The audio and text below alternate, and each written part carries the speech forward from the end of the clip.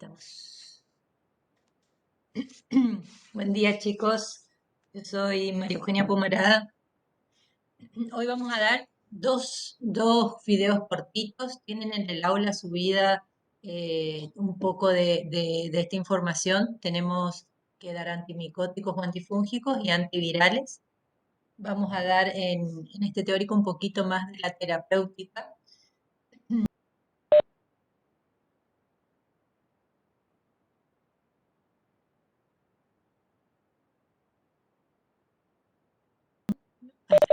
Ahí está. ¿Ahí me escuchan?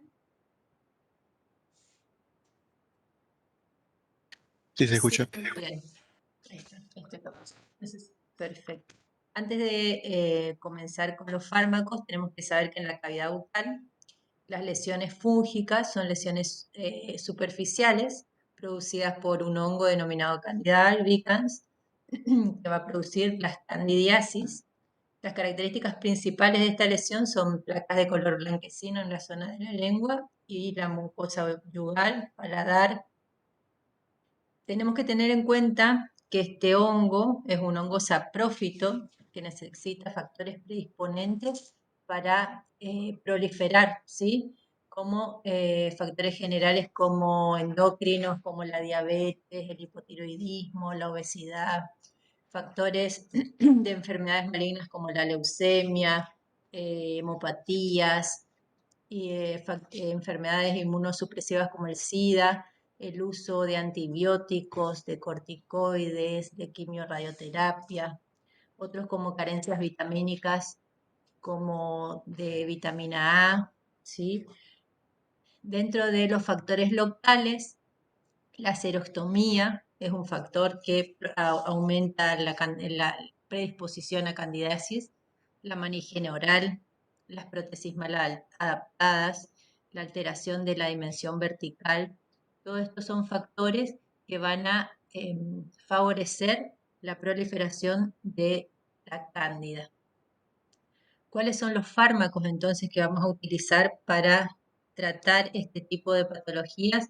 Son los antimicóticos o antifúngicos, que es toda sustancia con capacidad de evitar el desarrollo y multiplicación de los hongos o incluso de provocar su muerte, ¿sí? Entonces tenemos los fungostáticos, que serían los que evitan el desarrollo y multiplicación, y fungicida es lo que provocan su lisis. Para clasificar a este grupo de fármacos se los clasifica en antibióticos y azoles.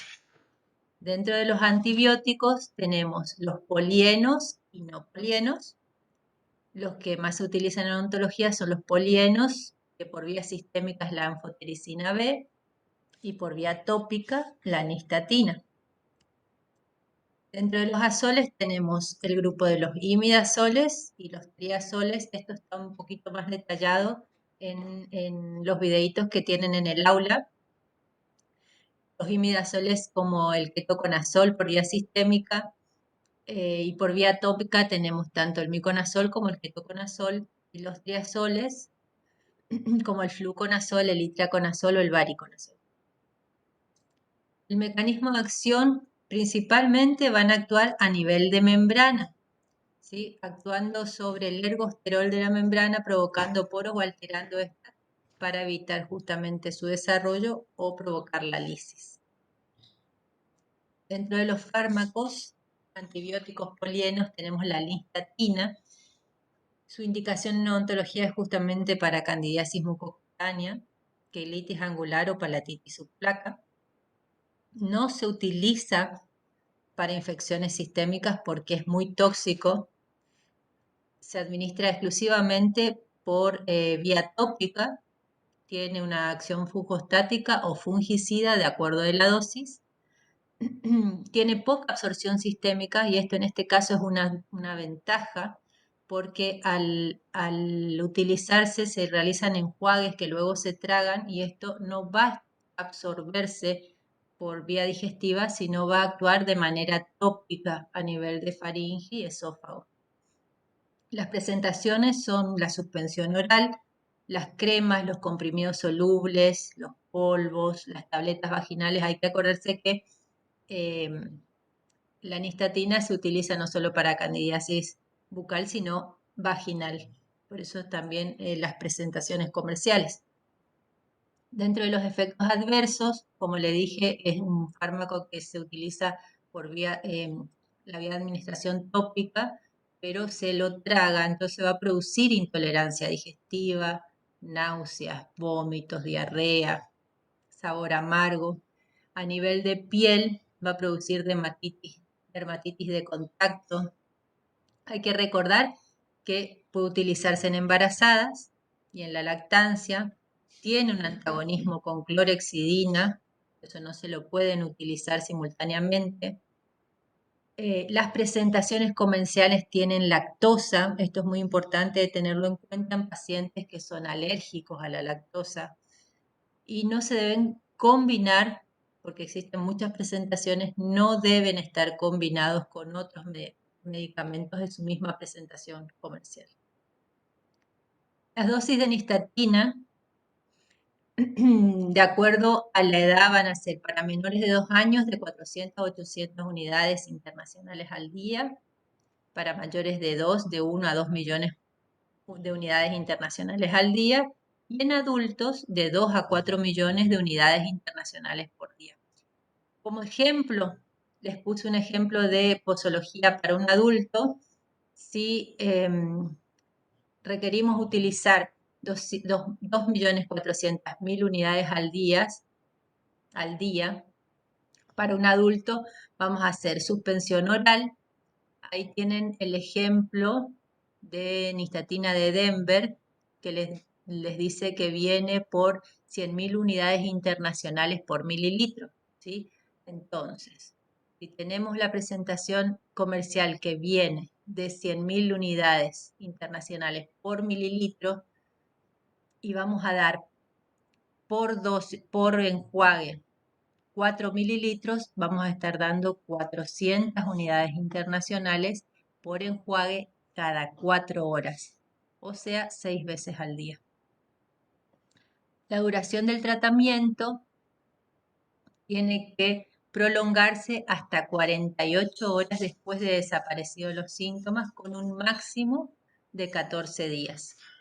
¿Cómo se va a realizar? Se va a realizar enjuagues o buches, mantener la nistatina la mayor cantidad de tiempo posible en boca y luego se traga, ¿sí? Por si existe algún tipo de honguito a nivel de faringe o esófago.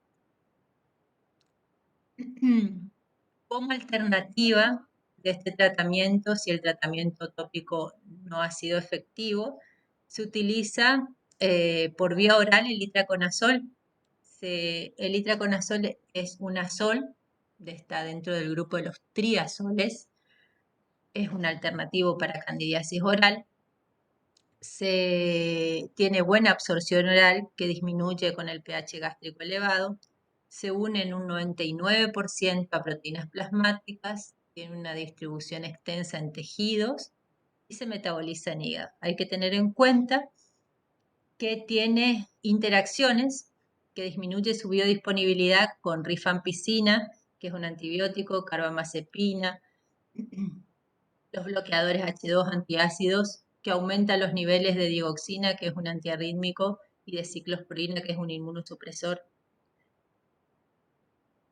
La dosis para adulto es comprimidos de 200 miligramos cada 12 horas, recordando siempre que se tiene que mantener el mayor tiempo posible en boca para que produzca un efecto tópico a nivel de las lesiones bucales y luego sí se traga el comprimido. En niños es de 5 a 10 miligramos por kilogramo por día.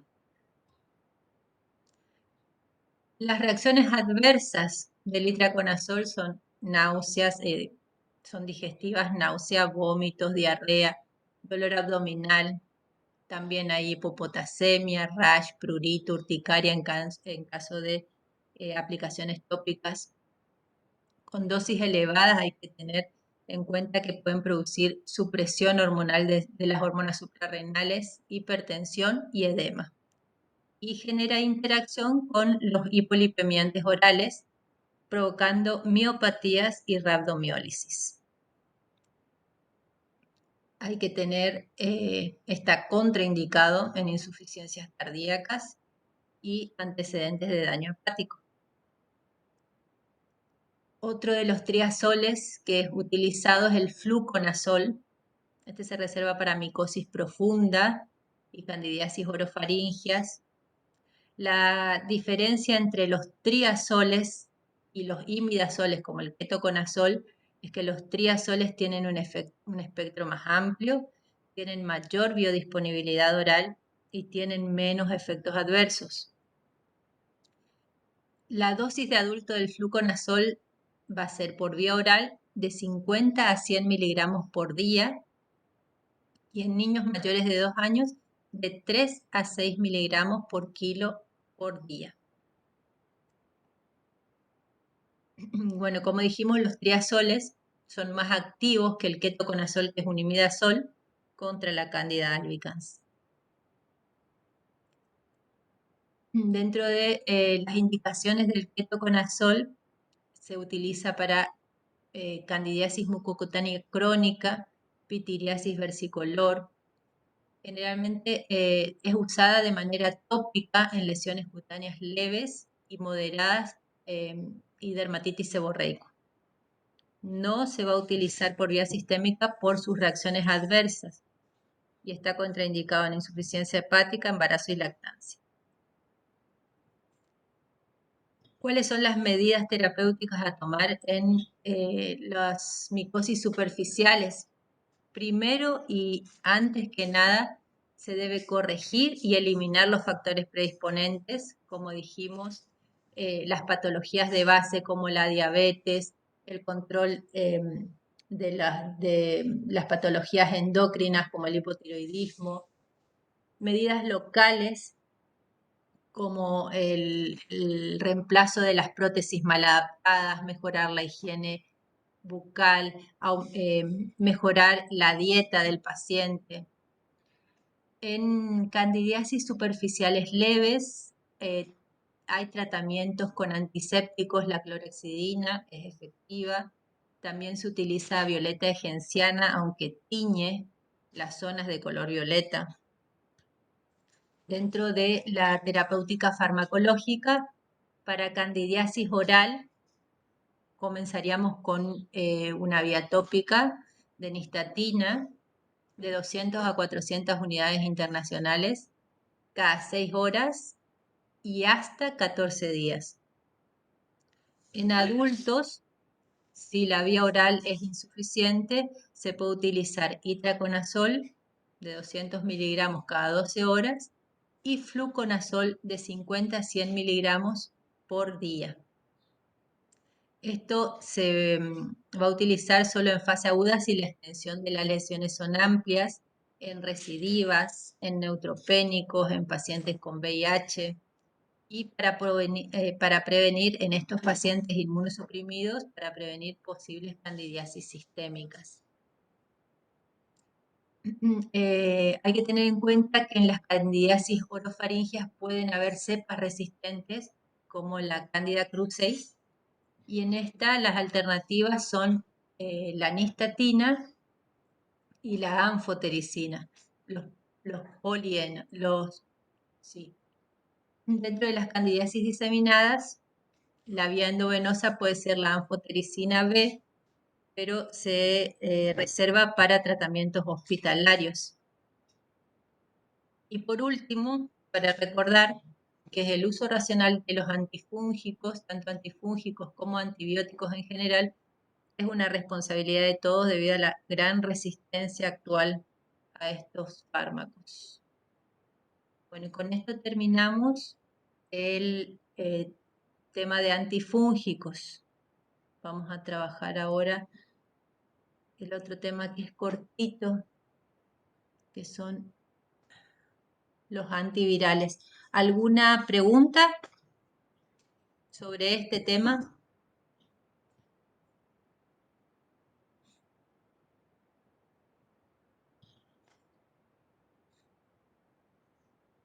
No, doctora. A ver. Vamos a compartir. ¿Tiene pendrive?